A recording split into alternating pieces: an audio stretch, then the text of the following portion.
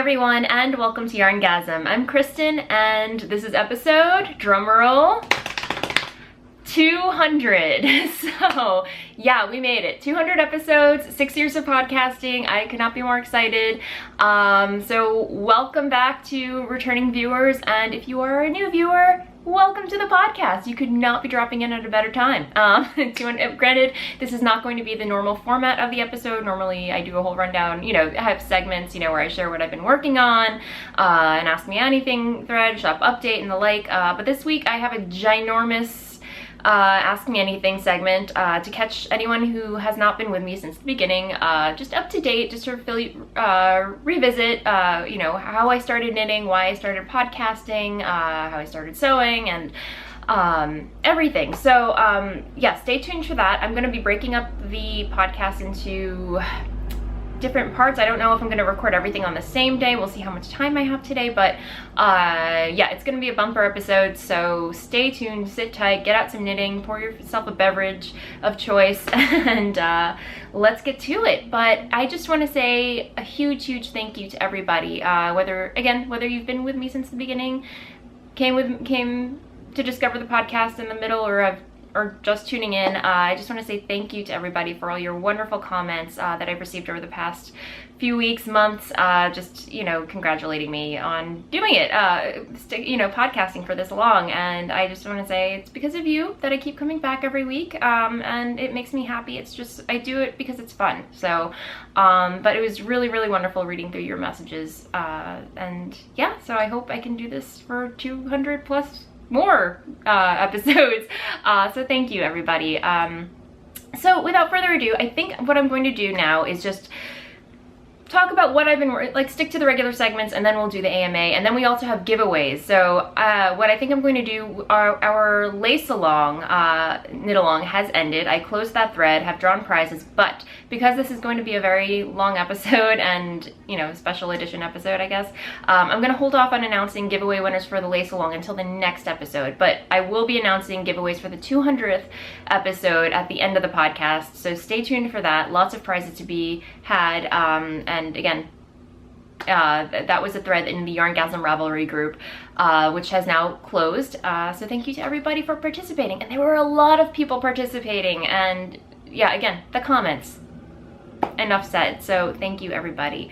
But yes, and I should also mention YarnGasm has a Ravelry group, which you should totally join if you would like to participate in said knit-alongs or discussion. Lots of chatter happening there, and lovely, wonderful knitters and crocheters and makers and sewers and thinkers and doers.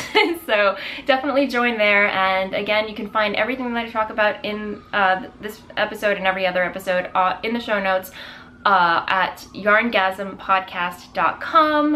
You can also follow me on Instagram, where I'm very active. And if you'd like to contact me, just email me at voolenvineyarns@gmail.com with any of your questions, because I will say that I rarely check my Rav mail, and if I do get a message, it generally gets buried under friend requests and ear burns and everything. So yes, email is the best way to get in touch with me if you have a question regarding the podcast or my yarns. And speaking of my yarns, just a little heads up, I will not be having a shop update this week, only because it's been a short week. But yes, this past weekend was 4th of July weekend, which I'll talk more about in Blather, but I hope everybody who celebrated had a wonderful weekend, got lots of barbecuing, sun, swimming, anything, just a lot of fun. And if you didn't celebrate, I hope it was a wonderful weekend regardless. And happy Canada Day! I think that was last Friday, so hello to all my Canadian friends. Happy Canada Day, and I hope you had a wonderful weekend as well. But anyway, okay, what was I going to say? All right, so let's get into what is off my needles. So as I mentioned, I had I finished knitting my Confetti and Champagne socks by Jinx Yarns, and of course that means that you have to cast on another pair, like you do. And because Dennis and I were going up to Maine, I wanted to make sure that I had them already on the needles, on the go, or a new pair on the go. So I actually stumbled on Jacqueline of the Brooklyn Knit Folk podcast, another wonderful podcast you should totally check out. She had posted her Pebble Socks on Instagram, and I love the way they turned out. They had like the perfect amount of neon and speckles and everything. And the Pebble Socks are actually a pattern by Mina Phillip, the host of the Knitting Expat podcast. And yeah, I was just totally inspired by her pair of socks, and I saw some yarn in my stash. Yes, I went stash diving. And I was like, that is so Jacqueline, you know, and it was just like, I have to cast these on. So I have a hoe, and I can finish these on the way back from Maine, but here they are. Yay! So yeah, and I cannot be more happy with the way these turned out. And these are, the yarn is Hedgehog Fibers in their twist sock base in the birthday cake colorway. And this contrasting color is Deep Stash, actually. I had purchased this in Cape Cod from Adventures in Knitting from their old location. And this is Frog Tree Yarn Petty Boo Sock, which is actually a sport weight. And I actually had to look it up after my last podcast just to fact check myself. But yeah, it's actually, I believe it's Superwash Merino and Bamboo is the fiber content. And I was a little concerned how well these two yarns would play together, only because the Petty Boo, the Frog Tree, felt a little softer than the Twist Sock by Hedgehog Fibers, because there is some BFL nylon content in here. And this is Merino Bamboo, so one is definitely smoother and thicker because this is sport weight. But it actually worked very well together, and I used US size 1.5 needles, which is 2.5 millimeter needles in metrics. And yeah, I just really could not be more pleased with the way they turned out. And I did a Fish Lips Kiss heel. These have not been blocked yet, but I just wanted to show you. I generally don't block my socks until after I'm done knitting the entire pair, and I only really block them because they look nice blocked, even though they're going to be on your feet and shoved into a shoe or a boot or something, or a clog. Clogs are cool too. Or Crocs. Let's not discriminate. Shoe discrimination is not cool. But yeah, anyway, sorry, total random tangent there. But yeah, these are the Pebble Socks, and these were super fun to knit. And I can see why Mina named her, it's part of her collection, Beyond Vanilla Socks. They're textured, they have some interest, but again, a no-brainer to knit. You can knit these with your eyes closed, basically. And you know, this little texture right here just adds such a lovely, simple detail. Yeah, so really happy with the way these turned out. I'm not sure what colorway this is. It's just a bright neon yellow green. When I looked it up online, I'm sure you can find it somewhere, but when I looked it up, they did not have it in stock. I think I looked it up on webs or something, anyway. But really happy with the way this turned out. I have the second sock already cast on in my Little Creek Designs bag by Selma. Hi Selma, love this bag so much. This came with me on vacation to the beach and everywhere. But yeah, the second sock has been cast on. It's a beard. It's a beard at this point. So, beard. Candace, you started something that I don't think will ever go away now. I'm just saying. Candace from the Pin Feathers and Pearls podcast, she always like gauges her socks, like progress on her socks, whether it's a mustache or a beard or some kind of facial hair. An eyebrow. Are there sock eyebrows? I really don't know. But anyway, here's where I am on the second sock. So I'm making some progress. I worked on it a little bit last night. Let me see. There we go. So very happy with that. Here's a cake. So yeah, that is what is in progress. And now I have a serious tale of woe. And this is going to be so sad. So sad. This project has just not, or this yarn, I should say, has not been the most cooperative yarn I've worked with. Granted, there's nothing wrong with the yarn. It's beautiful to knit with, and I love the way it knits up, but for some reason, I don't know, something is not clicking between me and the yarn and the projects that I choose for it. It's just not happening, and I think you can probably guess what that is. Well, let me go get it. All right, living in my other Little Creek Designs bag. I took two of these with me in when Dennis and I went up to Maine. I actually took my Awesome Granny Designs bag, which is one of the prizes that I will be giving away at the end of the episode. The amazing Awesome Granny project bags, or I should say bags by Awesome Granny. This is a lovely, ginormous project bag that I was gifted by Bags by Awesome Granny, and she also donated one to one of you lovely viewers as a giveaway prize. So, but yeah, I took it with me when I went up to Maine, and inside I just stuffed 2 of these project bags. It was perfect, and I just tossed in a couple of notions, some mini skeins just in case, because, you know, emergency mini skeins, you never know. So that really came in handy. But in here was my load-in shawl, is my load-in shawl, but it will soon it will soon cease to exist. It will be an ex-load-in shawl at some point. I know, you're like, what? So if you've been following the podcast for the past, I think like 3 weeks, I had inadvertently dropped 4 stitches, 8 rows down, which miraculously I saved. I fixed it, it was all good and everything, so I continued knitting. And then it all looked fine and dandy. It all looked wonderful, and you know, here's the progress that I made on it and everything, and you're like, but Kristen, what went wrong? What went wrong? My stitch count went wrong. Seriously wrong. When it came time for me to switch back to, or you know, to check when, you know, because I had to count my stitches to, you know, switch back to this smocked leaf pattern. If you can see it. See, yeah, it starts off with like this really broad like smocked leaf pattern, and then goes into these little tiny ones, and then you switch back to the original big ones. So I did a stitch count check, and for some reason, one side of the shawl had 17 extra stitches that should not have been there. And then this side had, I don't know, maybe like 5 stitches that were missing, but should have been there. And I was trying to think like, okay, maybe there's a way I can fudge this, you know, like finagle it without ripping out. And so I thought about it. I'm like, you know, I'm probably gonna have to rip back and do this part over again. No big deal, it's not that difficult. But then I did a count for the bottom, and I have 2 extra smocked leaves on one side. How does this happen? This, you know, I was in the car working on this for about like 2 hours. We were driving back from Maine and, you know, happily knitting along on this, and then, you know, I was like, oh yay, I get to switch back to the other pattern, and then I did my little county thing, and then I had to recount again, and then I recounted again, and it was just like, seriously, FML.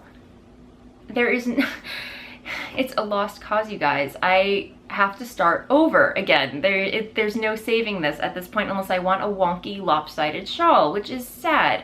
So that is not gonna happen, and this is going in a perpetual time, not a perpetual, but indefinite time out for now, at least. I don't know. It's really sad because I was really excited about getting this done. I love the pattern, I love the yarn and everything, but how do I let that happen? I don't know, but apparently I was on vacation and I don't know. There's no explaining this, and it's really sad, I know, but it's going to have to be frogged. So, yeah, that is my tale of woe for this week. You know, you know, it's just yeah, that's all I have to say about this project right now. But yeah, in case you're wondering, the yarn is the Woolen Rabbit. Lovely yarn, lovely colorway, in the lovely chocolate chambord colorway. And the pattern is Load-In, a very easy, intuitive pattern, which I was enjoying knitting until my brain just decided to go haywire somewhere where I just tripped up. But anyway, yeah, the pattern is Load-In by Irina Dmitrieva for Brooklyn Tweed, and yeah, lovely pattern. I will just have to revisit it at a later time.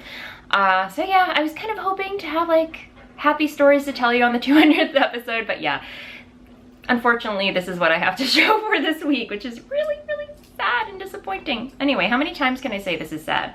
So yes, that is where we are at this juncture. But yeah, after that I was just kind of like, you know what, stuff happens, I'm just gonna put it aside and cast on something new and revisit at a later date. So, but now I'm just at a point where I'm just like, I don't want anything too complicated. I want a happy knit. I want something that is foolproof and intuitive and just lovely to knit, you know, something that I can just pick up and go, one skein, no brainer, but at the same time has interest to it, you know. So I was just browsing Ravelry. I have like a small list compiled, which I think I will share with you guys in the next episode, of just my list of happy knits, you know, for those times when you just want to knit something pretty, something easy, simple, not mindless, but, you know, intuitive. Yeah, so I'm curious about you guys. What go-to patterns, like when you just are so frustrated with all your other knitting, when you just want to pick up something and go. I'm talking shawls though, because yeah, we can always knit. The socks are obvious. Socks are pretty obvious, you know. It's like, oh, you can always knit a pair of socks if you don't know what to knit, you know. But for those times when you're like, okay, I already have socks going, but I want to knit something a little more complex, but not too difficult. So I'm curious about you guys. What are your go-to shawls? You know, when you just want to pick something up and knit. I know for myself, some shawls that I've knit over and over again are the Daybreak shawl. I've knit the Ishbel. It's been a while, but I think I knit 3 of those. When I first got into lace knitting, I was just having so much fun with it. I know the Swallowtail shawl is a really excellent pattern as well, and I think I might be casting that on because yeah, I had knit that, and then I had another Tale of Woe for that because I knit it out of I had Knit Picks Wool of the Andes in their I'm sorry, in their palette, which is 100% wool. It's not superwash. So somehow, some way, my Swallowtail shawl ended up in the wash, and it shrunk. So yeah, I am definitely in the market for a new Swallowtail, and it's been several years since I knit that. So that might be next on the queue. I don't know, but so yeah, I'm curious. Let me know, share your pattern suggestions in the YarnGasm Ravelry group for this episode, and I look forward to hearing your answers. So yeah, that's where I am with knitting these days.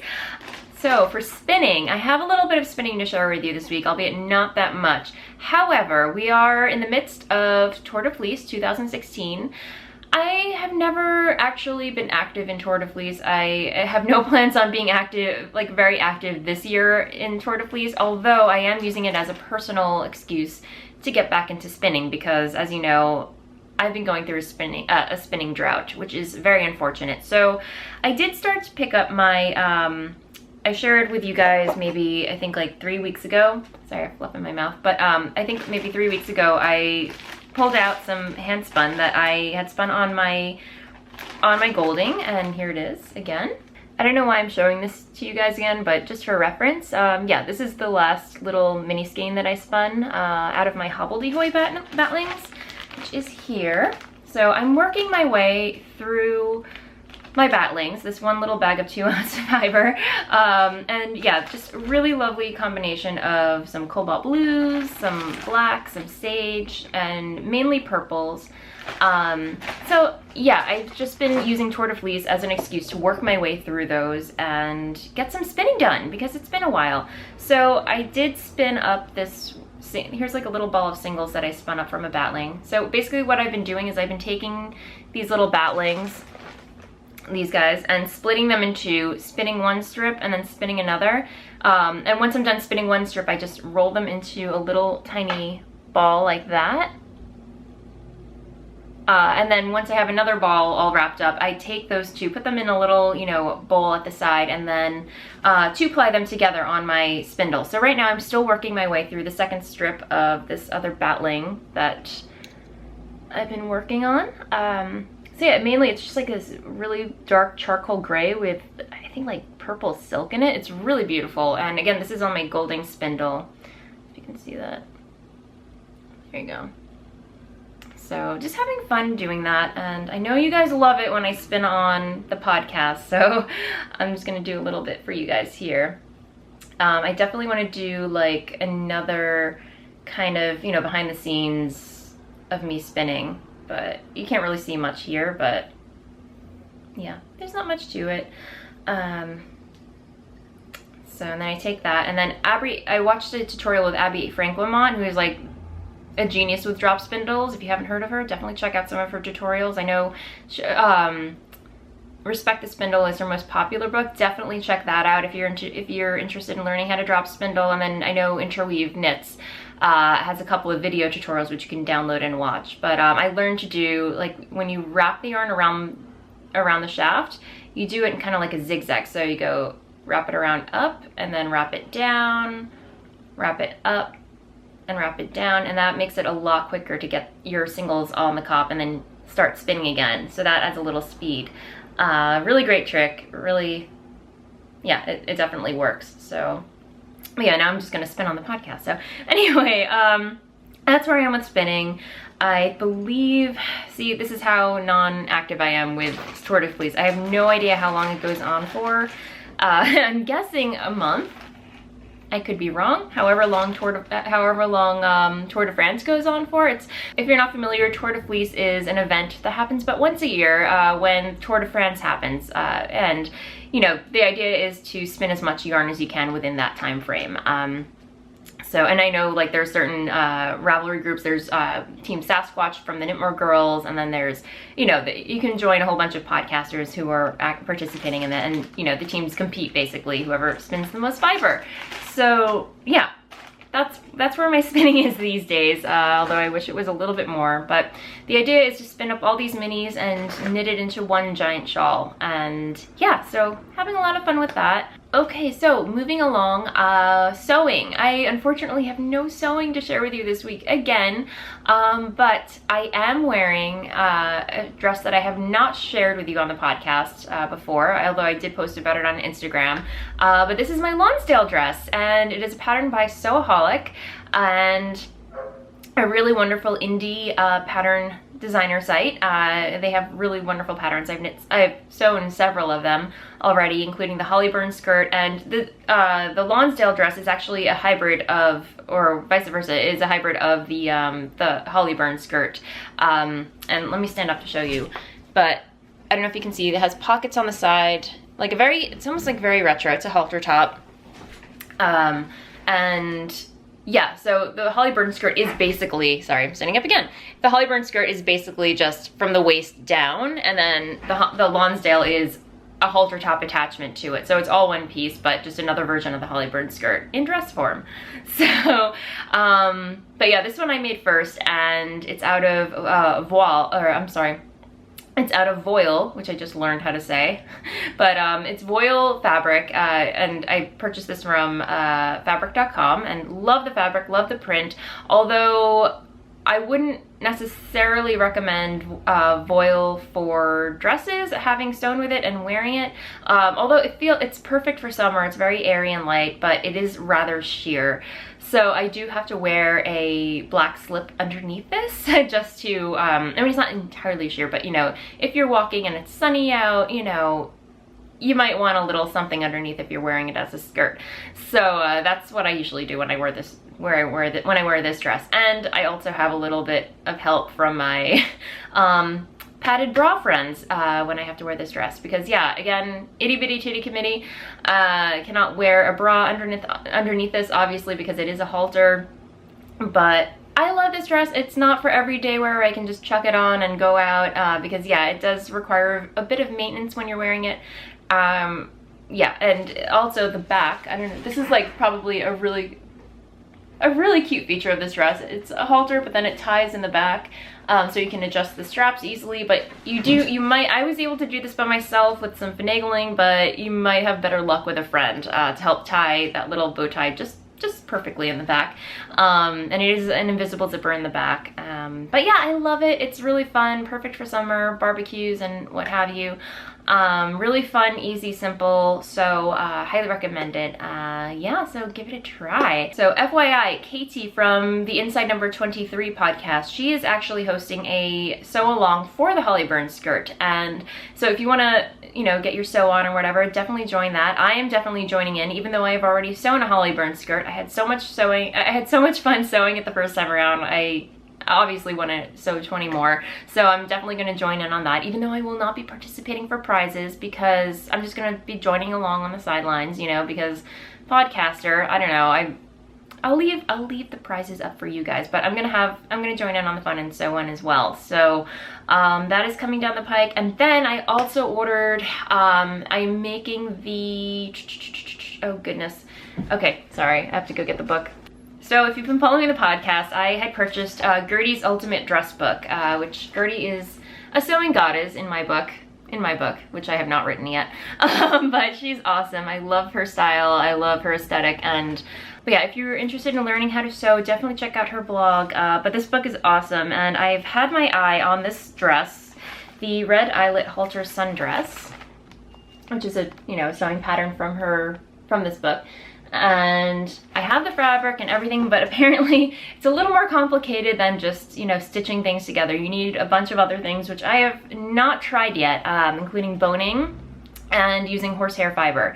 I'm sorry, horsehair braid, which is a stabilizer. It's like it used to be made of actual horsehair back in the day, but nowadays it's plastic and just braided. It's a braided strip that adds structure to either the hem of the skirt to give it an extra swing, or stabilize the neckline of certain bodices. So, but yeah, this pattern definitely requires that, and I actually had to do some ordering. I got some steel-tipped boning, which I'm going to be using, which I'm very excited and a little nervous at the same time, but I watched some, you know, tutorials on how to do boning and whatnot. So yeah, so I ordered that. Once that gets here, I think I'm going to dive into this project because I've been wanting to make it for eons now since I got this book. So yes, and yeah, so otherwise, but there's my Cersei's everyday dress that I want to make, which I have not touched yet. Guys, June has been a busy month. I don't know, is it just me, or I feel like every weekend there's something going on, so it's just been a little tricky trying to get those things done and crafting. I think I just need to take, maybe tomorrow I will just take the day and craft, because yeah, like I say every time, I'm like, I'm gonna take a couple days and just relax, craft, have a vacation.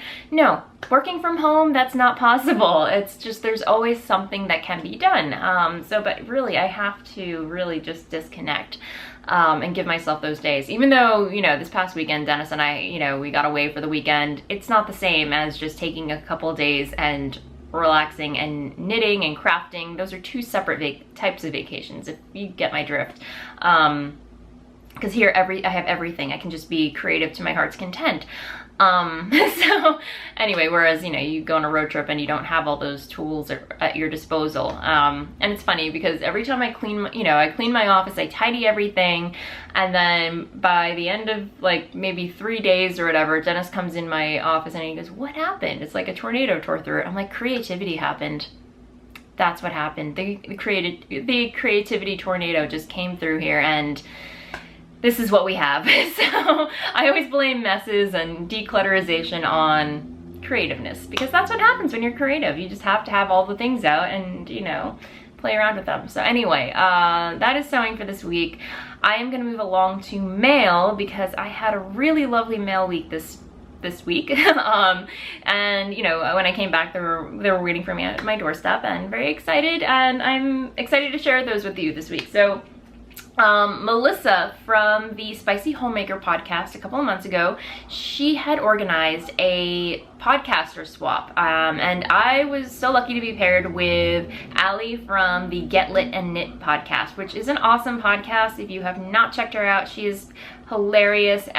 She actually co-hosts it with Abby, her friend, and now they've shifted over to like a vlog format, which I love. Honestly, I love vlogs, and I wish I could I really want to start vlogging a lot more, just doing like little quick hits of, you know, like 5 to 10 minute little quickie videos every once in a while, because yeah, they're quick, they're fun, and you know, you don't have to dedicate like a whole hour or what have you to watching like some, you know, like my podcast and a handful of other podcasts. But anyway, I love the vlog format. It looks awesome, guys, so keep it up. But yeah, I was paired up with Allie, and obviously could not be more excited.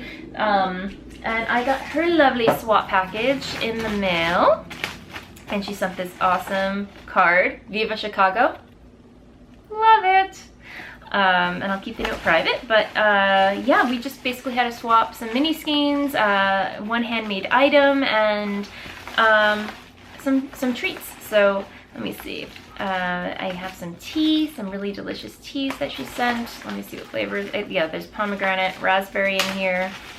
Let me see. Pomegranate raspberry tea, ginger peach tea. I love that one. And I've never tried Good Earth before, sweet and spicy. That sounds really, really good. So cannot wait to dive into those. Lots of crinkling happening, guys. Let me see. And then she sent me, I saw this on her other podcast. She had gotten a skein, or purchased a skein of Be Mice Elf fiber, which I actually still have in my stash. I purchased it a long time ago, have not dug into it, but she generously sent me a bump of her fiber from that braid, and oh my god, how pretty is that? How awesome is that colorway? And yeah, the camera is totally doing it justice, but yeah, it is. So I think I might have to spin this next. It's just so fluffy and colorful and love it. And then oh wait, I have to show you this. Girl knows I love wine. This is like the perfect gift for any wine lover, you guys. Yeah. So this is going, I have a bottle of wine in the fridge, and later on I'm probably gonna hit that up. And this is gonna go on top. So thank you so much, Allie. I really love it. And then she sent me the mini skein, a mini skein of the same yarn that she knit the hat out of.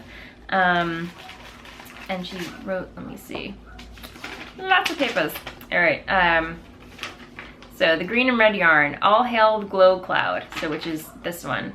I don't know if I'm going to be able to get this to focus, but it's the Lucky Charm sock base, Brew City yarns in All Hail the Glow Cloud colorway, and it's superwash merino, nylon, and stellina.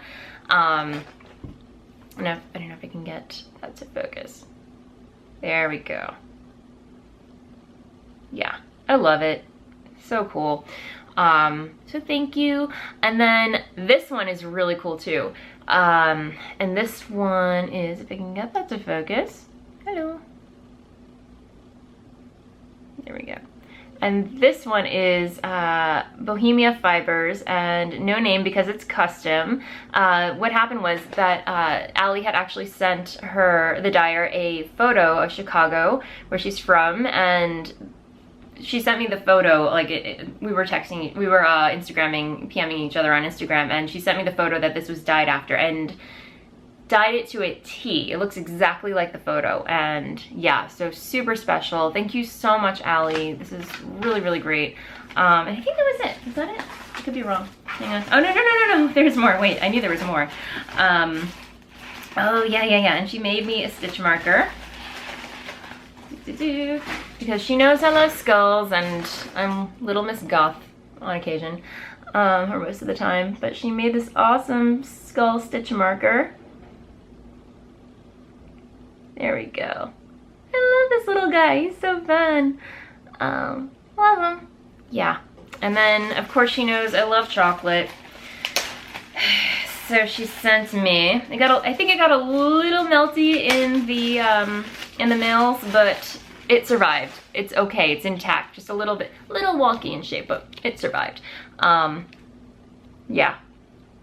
Black splash chocolate with skull, yeah. I cannot wait to dive into this. This is gonna be awesome. Thank you so much, Allie. Really cool to get in the mail. Totally made my week, and I hope you love yours if you're watching. I know you said it might take a little while for it to get to where it's going, but it will be there soon, and I hope you love everything. But yeah, thanks again to Melissa for organizing this. This is super fun. If you haven't checked out the Spicy Homemaker podcast, definitely do. Melissa is a doll. So yeah, and the next mail thing that I got in the mail, the next swap package that I got in the mail was from the lovely and amazing Eric from Canada, and of the host of the Sticks Plus Twine podcast. We had done a little swap, and a chocolate swap, so to speak, because I had gone to Canada and fell in love with their chocolate. So we had a little chocolate swappy / yarny thing arranged. But I had already, let me go get it. I already dug into one of the bars because I could not resist, and yeah, it's Dolphin, The Art of Blending, chocolate, Belgian chocolate noir, so dark chocolate, pink pepper, dark chocolate. I have never tried chocolate in this flavor before. But oh my gosh, you guys, I didn't even look at the flavor. I just thought, ooh, it's pink, it looks so pretty. And I tried it, I'm like, wow, this is kind of rosy and peppery. And sure enough, yeah, dark chocolate, pink pepper rose. It's lovely. But that's not all he sent. He sent me quite the swap. He sent me some fabric, which is pretty much the same fabric, but in a different colorway than Selma's bag that she made me, but the same type of fabric. And Eric, you do too much. This is gonna have to be like a skirt or something. But look, holy moly. I think he sent me like 2 yards of this. You cray cray. But like, it's been sitting in the plastic bag. I saw what it was and it's like, I never took it out. But yeah, this is a lot of yardage, Eric. But yeah, I think I'm gonna have to make a dress or a skirt with this. I think it's enough to make a skirt. So this is just super cute. Thank you so much. And then he also sent this really fun bag, very nautical, super awesome, super nautical tote bag, which I will totally use this summer. I was actually in the market for a new like beach bag or whatever, but this is really awesome. So there's that, and then let me see what else. He sent me a notebook, because everyone can always use notebooks. And how cute is that? It has little cardies and scarves on it. Really cute. And the card. I showed this to Dennis and we both had a chuckle together because he's from Canada. Eric is from Canada. And it's just a little Canadian leaf saying, hey! I love it. Love it. And then just some, coasters. We have to have some coasters because I love coasters. Little notions, a little peacoat because, you know, you can make things with notions and stuff. So yeah, it's very, very cool. And yeah, just some little, some more. But wait, there's more. Eric, you really know how to spoil a girl, don't you? And then there's some masala chai chocolate. Oh, love it. Focus, camera. And then just some little stationery things, some highlighters and some sticky notes. I love it. Thank you so much, Eric. This was, again, super wonderful to get in the mail and totally unexpected. And, well, you know, obviously I was expecting your swap package, but you really surprised me. So thank you so much. So that is pretty much it for mail this week, although I do have some stash enhancements to share with you. As I mentioned, Dennis and I had gone up to Maine for the weekend, and when one is out of town, of course, you naturally have to Google where all the yarn shops are. So we stayed in York, Maine, and I went onto the Google and searched yarn shops, and the yarn seller, seller spelled S-E-L-L-A-R, popped up, and it happened to be about 15, not even, no, I think it was like 12 minutes away from our hotel. So it was a no-brainer. We were gonna go there. Although it was a beach day, so I kind of had a, and it was Dennis's birthday weekend, so I kind of like, would you mind if we stop really quick in the yarn shop? So yeah, we did go to the yarn shop, and of course I had to stock up on some local things. I will say this yarn shop was lovely. I highly recommend it if you're in the area. The ladies that worked there were, again, lovely. They didn't hover. They were very helpful. They gave you your space. They were very cheerful and helpful, and the yarn store itself was very cozy. It was small, tiny but mighty, as I like to say. But yeah, and they had a decent selection. They didn't have like any of like they didn't have many indie dyers, but they had the staples. They had Cascade, they had Barocco, they had Lang, they had a couple of other ones. They had Plymouth, but they did have a lot of local stuff, and I couldn't help coming away with some of that stuff. But here's their logo. Here's, and they have a website, so you can, you know, find out more about them. But they have, I had to get a gradient set, you guys, and this was just screaming my name. And normally I am not a blue person. I don't gravitate towards blue as much, but something about this blue really was really calling out to me. So again, it's Done Roving Yarns, Maine made, hand painted in their Frolicking Feet base, and it's the Frolicking Feet mini gradients in Great Smoky. So it's 100% domestic superwash merino. And yeah, just look at all those really beautiful shades of blue, and then it goes to black and then gray. So this is gonna have to be like a shawl or something. But But yeah, it was really beautiful. Could not pass that up. And then again, not a blue person, but something about this wanted to come home with me. And this is String Theory. I've never knit with String Theory before. You can see their logo. Yeah. And this does not feel like superwash. It's their Tinker Island fingering, hand-dyed yarn, and it is, let me see, where is the fiber content? 100% domestic superwash merino wool. It really doesn't feel like, yeah. And one thing I wanted to say, like, I know some people claim that superwash can feel plasticky. I've never had that experience before. Sorry, there's a siren going. Yeah, I really don't. I think if there's like silk content in it and it's superwash, I can kind of see it, you know, where it's like shiny and then it's also superwash. But honestly, I've never considered superwash to be have a plastic quality to it unless it's acrylic. I don't know. I really never got that connotation, or yeah. So I don't know. What do you guys think? But anyway, this feels like 100% wool, honestly. I mean, I would never think that it's superwash, but anyway, just my opinion. But I think the colorway is absolutely beautiful. It's a little more subtle and muted. It's appearing a little bit more brighter on camera, but it's their beach plum colorway. So yeah, it is kind of like a purplish blue, then like a cobalt. So I love this. I have no idea what I'm going to knit with these, but obviously they will be shawls. Maybe this will be my next my swallowtail shawl. I don't know, but how many yards are in here? I'm like turning it around. What am I doing? 425 yards and 4 ounces. And I think I actually have some String Theory. Do I? I got this in a swap. Oh no. Okay. No, I lied. I don't. I thought I did, but I don't. So yeah, this is my first experience with String Theory. Very excited about those and could not be more happy with my purchases. But yeah, definitely check out the Yarn Cellar. It's a wonderful store, and highly recommend it. But yes, anyway, I think that is it for the episode as far as, you know, general content goes. So I think I'm gonna pause here and move along into the 200th episode, Ask Me Anything.